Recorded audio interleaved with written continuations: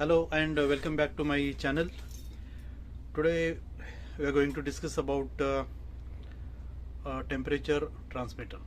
As you all know, temperature transmitters used on many equipment, many places to measure the temperature. In this video we will see that this temperature transmitter, how to connect and how to check, how to test, and in emergency if the transmitter failed, what arrangements to be done. These all things we are going to see. So let's start. This is one pressure transmitter we are going to test. Danfoss make, some model number. Its range is from 0 to 100 degrees Celsius and its output is from 4 to 20 milliampere, which is a standard one, and that is the output, and the input could be any voltage between 10 to 32 volts. It have 4 terminals here. When I open after later you can see that, but now just for to know, these are the 4 pins and their description is here. The 4th one is earth, pin 3 is not used, pin 1 and pin 2 are for the supply. Here I have a setup. From here I am getting 24 volts positive negative connected to this sensor. Now as per this room temperature it is sensing, and there is a change in resistance, and accordingly some current will be flowing into this, which will be between 4 to 20 milliamperes as per the temperature. So this is a meter, Fluke 772 milliampere process clamp meter, and this is clamped to this wire and it is showing 7.8 milliampere. So what happens is, this is the output, this will be connected and this will be processed and it will be shown in the monitors of the alarm system. So this is a normal. So this is the current for the room temperature. Now I am simply going to dip it into a hot water. Rise in temperature, accordingly there will be change in the resistance, and accordingly there will be change in the current, and that current is, you can see it is increasing. So it will go and be stable at one point, and that will be the current because of change in resistance and because of change in the temperature. Again it will be processed and it will be shown in terms of degrees Celsius. So this is how it is. If I take it out, cooling down, resistance going down, resistance changing, current going down. Let's now see what things may go wrong. As I said, there is a resistor, that means a closed circuit. If that opens, see what happens. To simulate open, what I have done is I'll just take it out.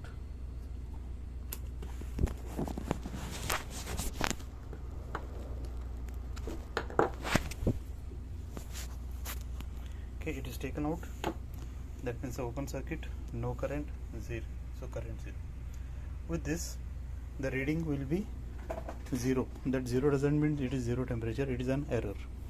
And the other fault which could take place is this may short. If this shorts, this current will shoot up and it will be more than 20 milliampere, which is supposed to be between 4 to 20 milliampere. So this is how it is. Now let us assume a situation like, the sensor has gone bad.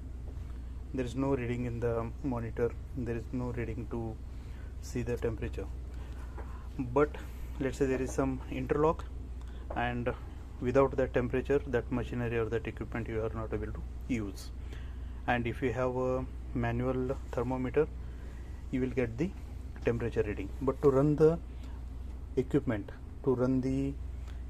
we need to do some simulation.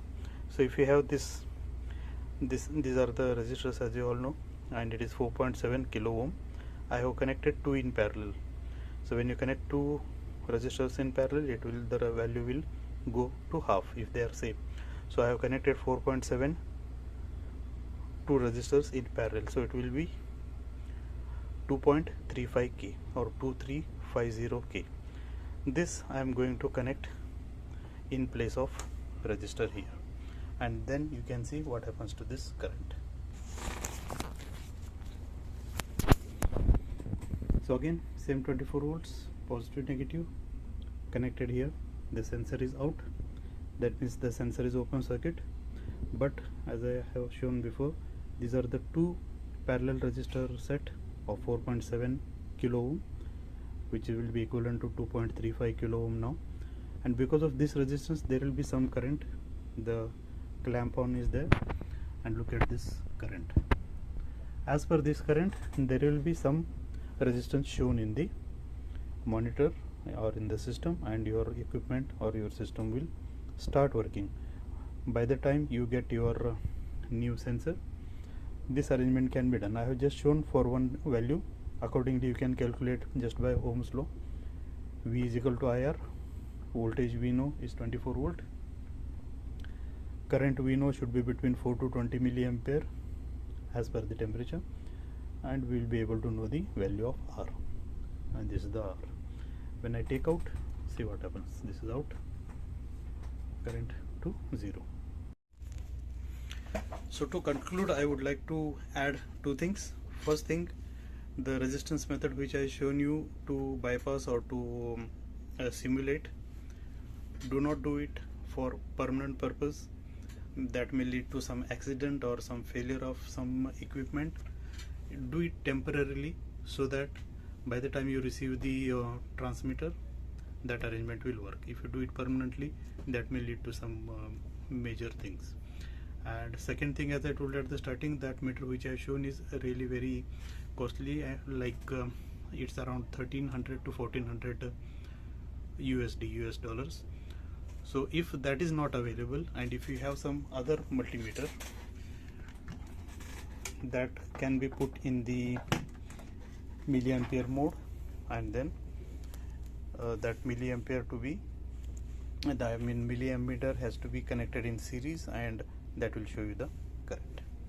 So with this, I hope you got a few tips and some understanding or some knowledge about the pressure transmitter, the temperature transmitter. Pressure transmitter is my next video, and see you in the next video. All the best, be safe, work safe, bye.